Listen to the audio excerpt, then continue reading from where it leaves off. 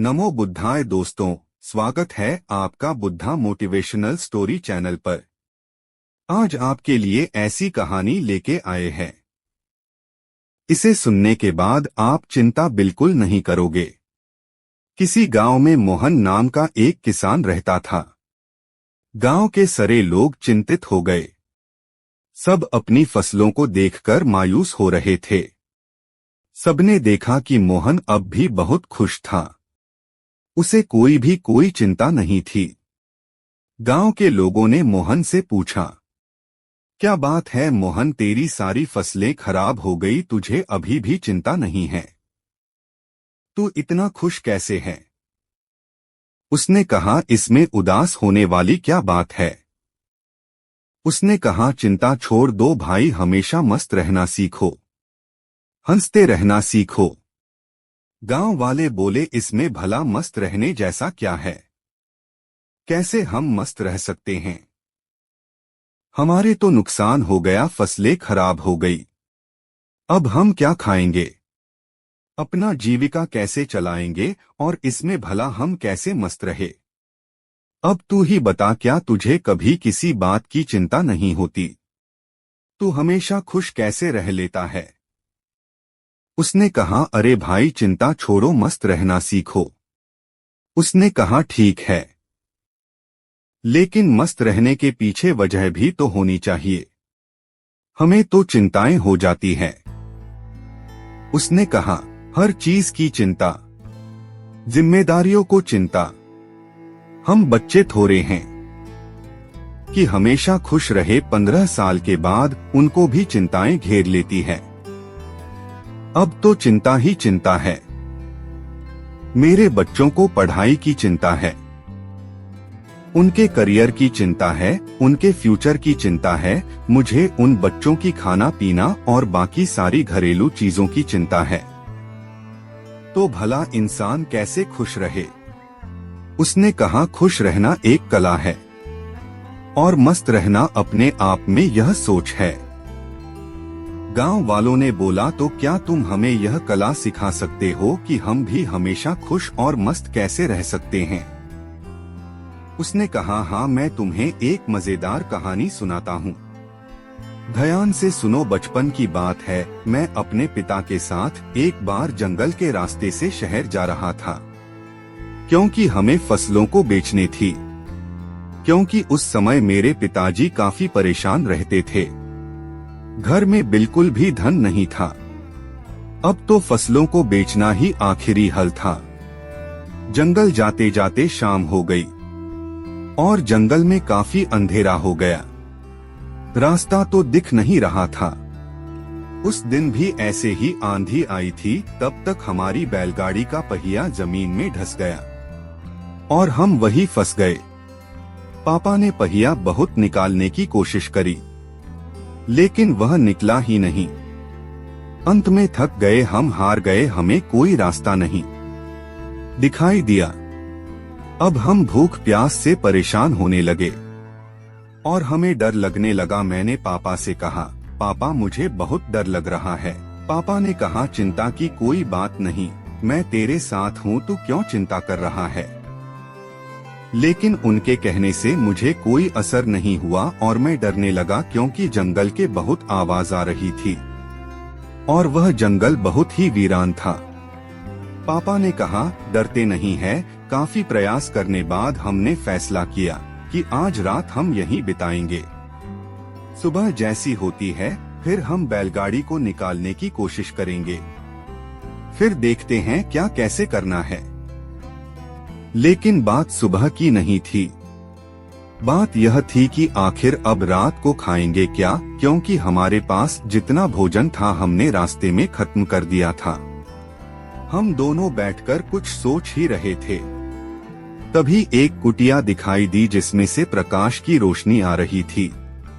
पापा ने बोला, तुम यहीं पर रुककर आराम करो, मैं अभी कुछ देखता हूँ, शायद कोई मदद के लिए उपाय मिल जाए।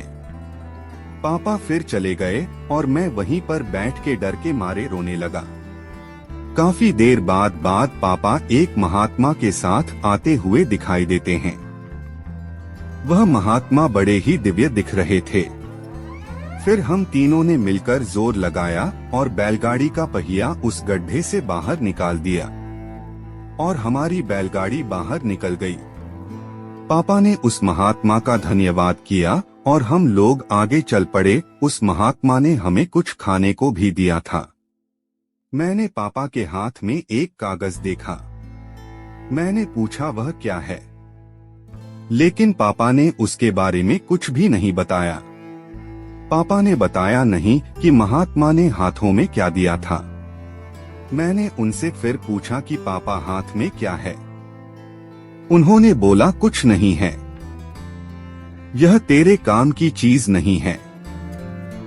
धीरे धीरे काफी समय गुजर गया और हम निकल गए। काफी वक्त गुजर जाने के बाद मैंने पापा से पूछा, पापा उस पत्र में ऐसा क्या था कि जो आप मुझे बताते नहीं हो? तब पिताजी ने कहा, जब मैं इस दुनिया में नहीं रहूं तो मेरे मरने के बाद तुम उस पर्चे को खोलना और याद रखना। उस पर लिखी बातों को तुम जीवन भर याद रखना और कभी भी भूलना मत। उसने कहा ठीक है।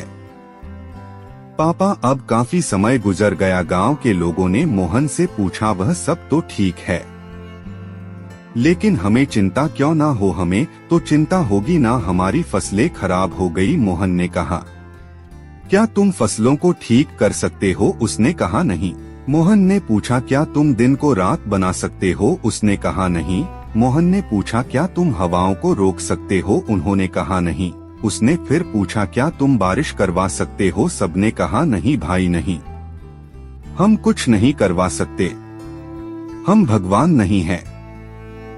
तो उसने कहा, जब तुम्हारे हाथ में कुछ है ही नहीं तो तुम भला चिंता करके क्या पाओगे?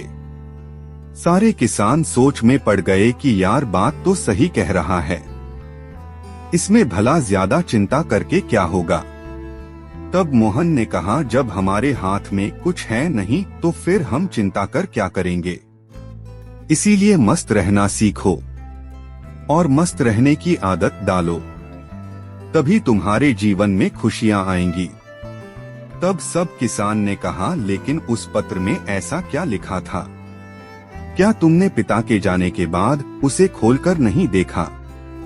उसने कहा, हाँ, पिता के मरने के बाद मैं बहुत अनाथ हो गया था, कुछ भी अच्छा नहीं चल रहा था, मुझे कोई रास्ता नहीं दिख रहा था कि अब मैं क्या करूं, क्योंकि उस टाइम मेरे पास कोई रोजगार नहीं था और मुझे यह खेती काम इतने अच्छे से आता नहीं था। तभी मेरे दिमाग में आया कि उस पत्र को मैं खोलकर देखूं कि इसमें ऐसा क्या लिखा है।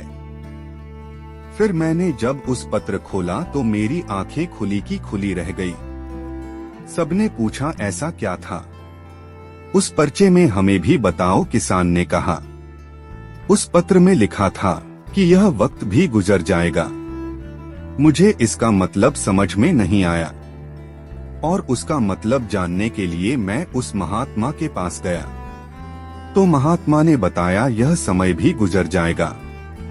मैंने कहा, यह तो ठीक है, आप तो वही बता रहे हैं जो इस पर्चे पर लिखा है, लेकिन इसका मतलब क्या है? महात्मा ने फिर कहा, यह समय गुजर जाएगा। अब मुझे गुस्सा आया। मैंने फिर से पूछा, है यह क्या मजाक है? मैं इसका मतलब पूछ रहा हूँ और आप इस पर लिखी बातों को बार बार मुझे सुना रहे हैं। तब महात्मा ने कहा, तुम अभी परेशान हो, उदास हो, तुम्हें नहीं पता कि यह वक्त है और वक्त गुजर जाता है। यह हालात ऐसे ही नहीं रहेंगे, कुछ समय बाद सब ठीक हो जाएगा, सब कुछ बदल जाएगा और यह परेशानियों के बादल हट जाएंगे। इसीलिए इस बातों को याद रखो, यह वक्त गुजर जाएगा, वक्त कभी नहीं रुकता। अच्छा बुरा जैसा भी हो, वक्त गुजर जाता है। तुमको चिंता करने की कोई आवश्यकता नहीं है। तुम बस खुद को देखो, अपने हाथ को देखो और बस मेहनत करते रहो। धीरे धीरे वक्त जैसा भी हो, समय बदल जाता है। गौर से देखो, तुम्हारे हाथ में कुछ भी नहीं। तुम बेमतलब में फालतू की चिंताएं कर रहे हो, फालतू की मुश्किलों को और बड़ा बना रहे हो जो किसी भी तरह से हल नहीं होने वाली। वक्त अपने आप गुजर जाता है, इसीलिए जो तुम्हारे हाथ में है ही नहीं उससे भला चिंता करके क्या मिलने वाला है। इंसान को चाहिए कि वह सब्र रखे हर वक्त में, हर परिस्थिति में, क्योंकि जिसके पास सब्र नहीं वह कभी भी चैन से जीवन जी ही नहीं सकता। चैन से जीवन जीने के लिए इंसान के अंदर सब्र का होना जरूरी है, और सब्र तभी आता है जब इंसान इस बात को याद रखेगा कि वक्त गुजर जाएगा। तब से मेरी जिंदगी बदल गई और मैं इस बातों को जीवन भर के लिए याद करके रख लिया। अब जो कुछ भी होता है मैं चिंता नहीं करता, बस मेहनत करता रहता हूँ, कोशिश करता हूँ चीजों को ठीक कर सको, लेकिन जो मेरे हाथ में है ही नहीं मैं उसको चिंता करके भला क्या करूँ। इसीलिए मैं अब मस्त रहता हूँ और लोगों से यही कहता हूँ कि मस्त रहो, ज्यादा चिंता मत करो और ज्यादा सोचो मत। जीवन चल रहा है, जीवन गुजर रहा है और जीवन गुजर जाएगा। बाकी अगर यह कहानी आपको अच्छी लगी हो तो इस वीडियो को लाइक करें और ऐसी और कहानी सुनने के लिए सब्सक्राइब करें। धन्यवाद।